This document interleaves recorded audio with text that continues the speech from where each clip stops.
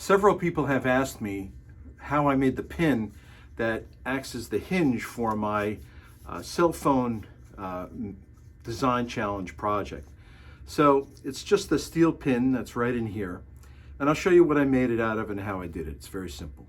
So I'm using this standard welding wire. It's a ER70S welding wire, and this is a little stronger than standard mild steel wire or a pin would be. So you really need to have something strong to cut it. So put my safety glasses on,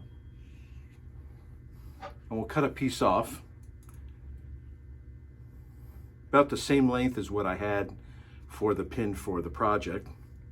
And I'm using compound leverage cutters for this because this is harder wire than standard stuff. And then I just sanded the ends of it and rounded them over a little bit so that it's not sharp.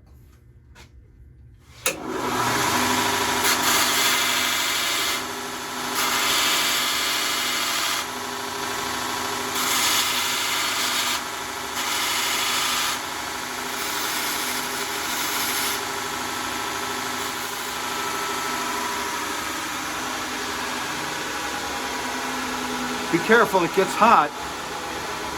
That's the pin. That's it.